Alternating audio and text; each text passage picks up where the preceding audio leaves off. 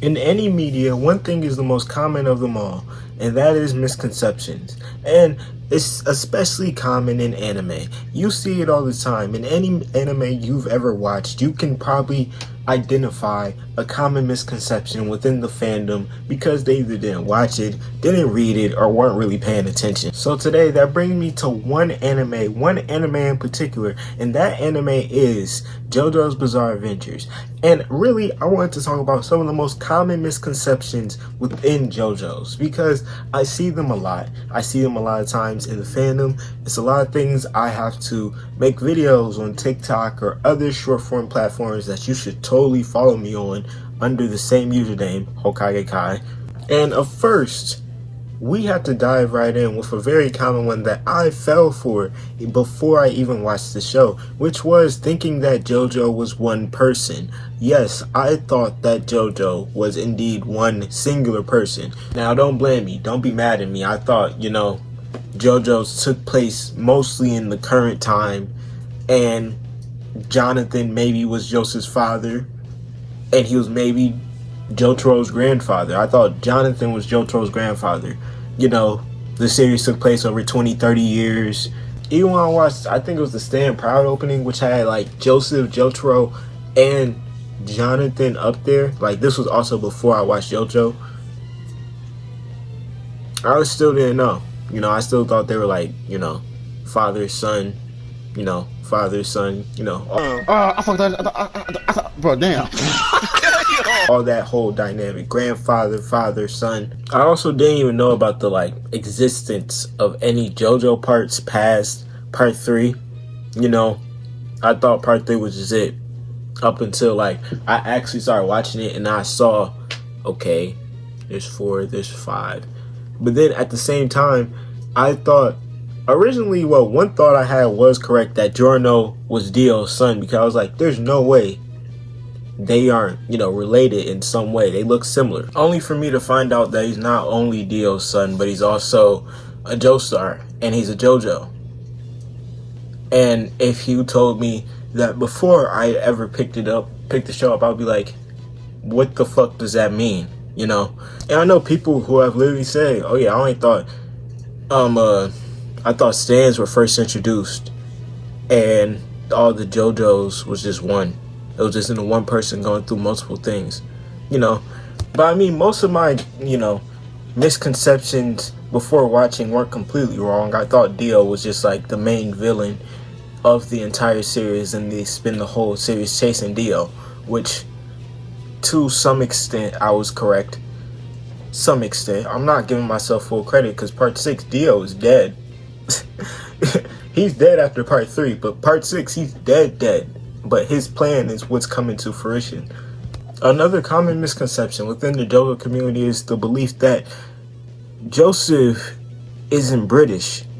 That man is British. Just because in part 2 they dropped the accent part 3 they dropped the accent does not mean he's not British.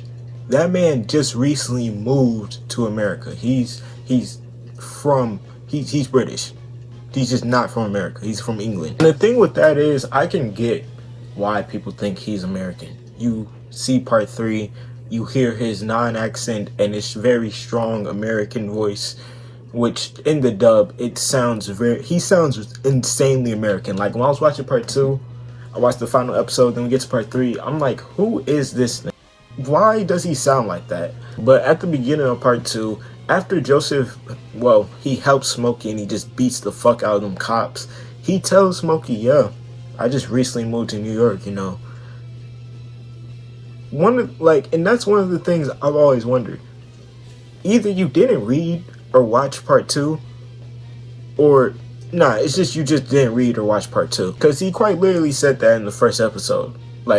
I'm being so dead ass. This was all knowledge that was given to us along, it happened at the very beginning, along with us getting that flashback of him saving Speedwagon when he was 14 and commandeering a plane. But I can't hate on this too much because part 3 is just so much more popular. It's so much bigger.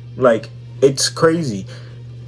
To the point where a lot of people, they just skip part 1 and 2 and go straight to part 3, and they hear this old grizzled American sounding man come upon their screen and they're like, oh yeah, that's just a full-blooded American, which it's not that big of a deal, but it's also something that makes me just think like, how many people really do watch part 2? If you didn't skip part 2, I need you to leave it in the comments. You know, sometimes I be a little confused because like I just don't get skipping parts. Why are you skipping straight to stands? You don't want to know about with Jonathan. You don't want to know about Joseph. You don't want to know about Harmon. Harmon's a pretty cool power system too. What's wrong with Harmon? And lastly, I want to talk about the Made in Heaven reset and really what it actually did, you know, to the universe and how it just didn't affect the SBR universe at all. Like, I need that misconception to be exterminated today, in this very moment. After today, I need to never hear someone say, oh, well, you know, Poochie's actually stronger because he made the SBR universe. No, the fuck he didn't. No, he didn't. That's just not how it works. And that was never how it worked. Poochie's whole purpose with Made in Heaven was to speed up the universe so much that the universe would reset itself all the way back to a few months before that point, or whatever time he chooses. You know, it's to his leisure. And at that point, after the reset, he would then impose a rule on all the citizens of the universe that their soul would somehow know their futures. So they would have this instinct within themselves to, if there is a bad thing that they are going to do, they necessarily don't have to do it. But in order to finish the cycle, he had to get rid of the Joestars and everyone who was aligned with them. That's why when we see the universe reset, Emporio is just the same as he was, except naked. Because he just went through all of the time in the universe, and reset all the way up until the point of 6 months ago. What he just remembered. And Poochie is hunting down Emporio because Emporio has to be rid from the past universe. He's not a part of the new universe's cycle, and he's not a part of Made in Heaven's will. That's why we see Poochie chase Emporio down so much, because Poochie believes that he's creating a heaven by everyone internally, or their souls knowing their fates, causing happiness. So now you may ask, what happened after Poochie was defeated, right? Because after he's defeated, we see what is now dubbed the Irene verse, where we see Irene, we see, you know, all the alternate Stone Ocean characters. Essentially, we see basically all of them. That verse is the main universe, right? I'm gonna break it down like this. The Irene verse is the universe of parts 1 through 6. Since Poochie was killed before the cycle was complete, the cycle was then undone.